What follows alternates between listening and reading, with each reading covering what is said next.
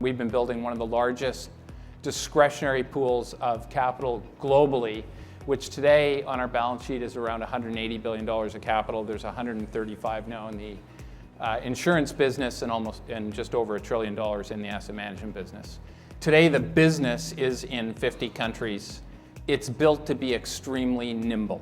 But one thing we're not nimble with is our discipline on how we invest your money.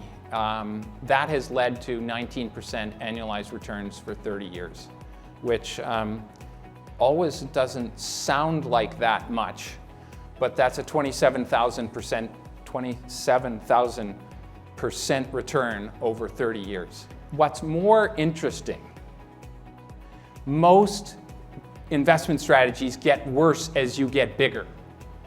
Our 20-year returns are 16, our 10-year returns are 17, our 5-year returns are 22. What it means is the business is maturing and getting better over time, and scale actually is assisting us get better returns. We've achieved that by evolving the business and innovating within the strategies. Once we understand an industry, we move fast and we deploy at scale. 50% of the assets that we operate with today didn't exist as an asset class for investable purposes 15 years ago.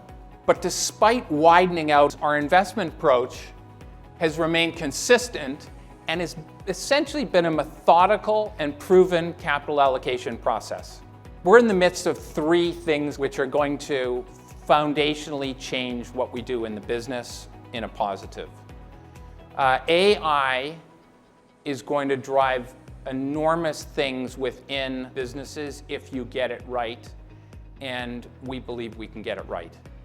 Second, aging populations are demanding wealth products and are increasingly going to need those products to service their 401ks and other retirement systems.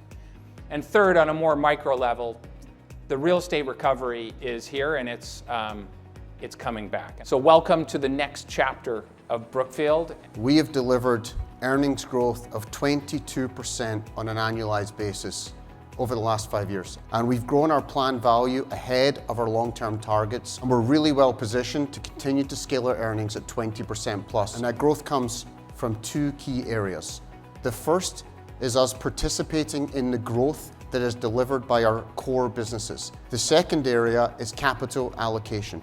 We take the excess cash flow that we generate in the business and we reinvest it, planting the seeds for future earnings growth. And this continues to be underpinned by a conservative balance sheet that's conservative in terms of our capitalization and maintaining high levels of liquidity, providing a platform for the franchise to deliver its evolution and its growth. We raised over $95 billion of capital in the business.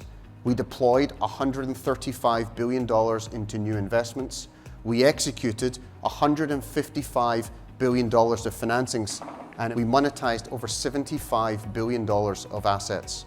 Now, 5 years ago at Investor Day, we set our targets to grow our DE before realizations to $4.8 billion. We targeted 19% growth. And we plan to grow our planned value to $100 a share. We didn't grow by 19%, we grew by 22%, taking DE before realizations to $5.3 billion. But better yet, as we've grown the business, we've also diversified our earning streams. But as you can see from 2023 onwards, the contribution of our Wealth Solutions business, that's us taking our excess capital, seeding it into the business to build new earnings drivers for the franchise. The scaling of BWS as a core part of Brookfield and an increased integration into the business is going to allow us to sustain our growth for the long term. The generational investment opportunities for AI will be a foundational component of many of our products that we offer to clients and where we look to deploy capital. And then more specifically, we expect declining interest rates, strong capital markets, the real estate recovery, and increased transaction activity to directly benefit our earnings over the planned period. And we believe with the foundations that we have in place with the business today, we are really only just getting started. Over the past year, our balance sheet assets have performed extremely well. We've signed 15 million square feet in leases across our office and retail businesses at rents 11% higher than expiring rents. We grew our NOI and monetized $5 billion of our balance sheet assets. Going forward, our portfolio is going to be segmented into 3 groups. Our super core assets, which will comprise 34 of our most irreplaceable assets, our premier properties located in key global markets. Our transitional and development assets will become our core plus and value add portfolios. Core plus will be a collection of 57 assets, growing NOIs that we intend to monetize over time. The key differentiating factor between core plus and super core is not quality of our assets. Our core plus portfolio in almost any other business would be considered super core. We set out 5 years ago to build, at the time, what we thought could be a scaled global wealth solutions provider. And I'd say where we are today, our conviction is only stronger. We think we can build a business that can compound capital for many decades to come, and in many ways is almost the perfect match to the things we do inside of Brookfield. If you go back 100 years in the United States, 1 in 20 people were over the age of 65. Today it's 1 in 6, and by 2050 it's 1 in 4. And if you sum it up from a math perspective, it means that in today's dollars you have a $7 trillion retirement deficit. We've talked a lot today about what is investment-led insurance. It means that as an organization, we are not passengers or passive participants on the investment side. We're very active. We sold off virtually every long duration asset inside the balance sheets of the companies we acquired. We shortened the asset book down to 4 years. We stayed very liquid. We kept our liabilities long because they were written at low rates that were very attractive. That's an investment-led approach to running an insurance business. And capturing all that value allowed us to build a capital base, gave us the confidence that we could then continue to grow and look for acquisitions. Maybe the most important thing we've done in the last 5 years is build the foundation for scale.